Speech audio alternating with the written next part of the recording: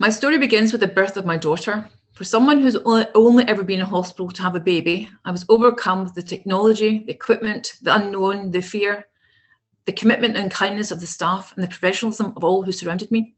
In addition, I had my baby who is very ill, is about to be transferred to another hospital away from me, and so the journey begins.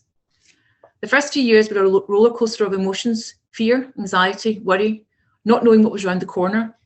There was some firm answers to the prognosis, but we would have to wait and see how the baby developed.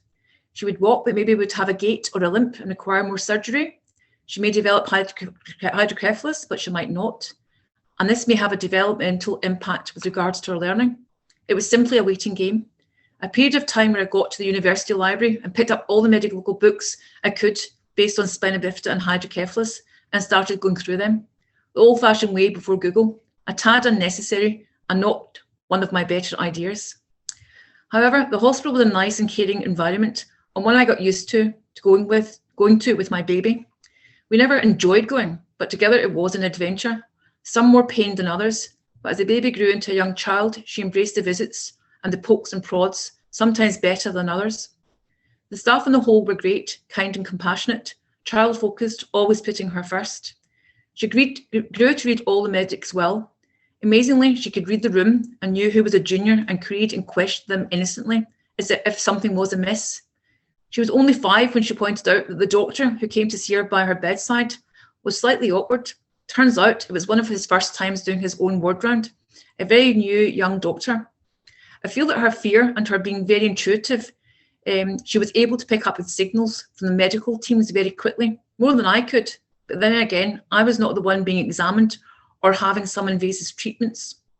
The challenge began when I had the now teenager aged 14. She had to go to a local hospital at the request of my doctor, and it had to be in our area. They suspected appendicitis, and soon they said, it's time to admit you into a female ward and we'll sort all this out. This was a long way from the gentle sick children's hospitals. Put the gown on, we will be admitting you to the all-female ward. No, you are old enough to be here, and we will find out about your medical background once we deal with this. Fear set in very rapidly, and together, she and I neatly folded the gown and departed the big hospital, as she called it, to arrive at A&E of the Sick Children's Hospital. This was to be a little taster of what was to come as we had the transition from children to adult hospital. As to be expected, we were probably spoiled and ill-prepared for such a transition. All of a sudden, it was to be a number of doctors.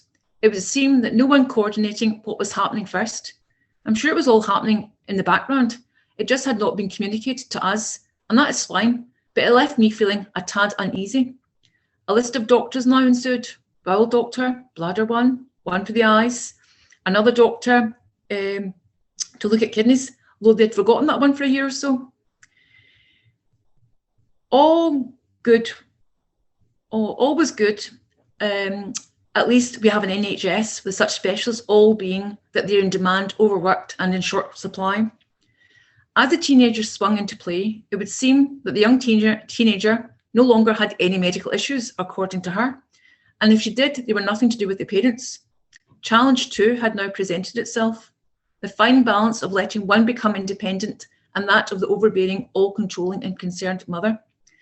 The advice I received from a doctor at her own hospital was she may have to become very ill before she actually realises that this was here to stay. Challenge 3 slides in not long after, with major surgery being proposed with the now 18 to 19-year-old who's at university. Was she emotionally ready, I was asking? Who was doing the looking after and the aftercare? Had anyone assessed her well-being, given that she was now living independently? Overall, who would be there after surgery? Should there be some kind of welfare meeting?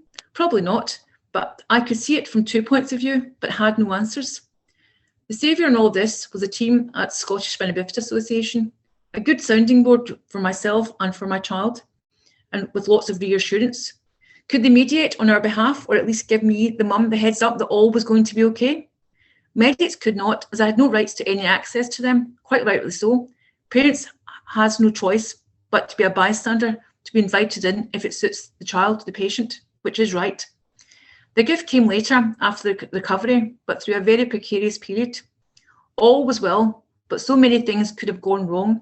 if we had not had a supportive network of family and friends and the Scottish Spina Bifida Association. This could have been so different and something I would consider as a near miss. However, all's well that ends well, and we are extremely grateful to my family and the Scottish Spina Bifida Association.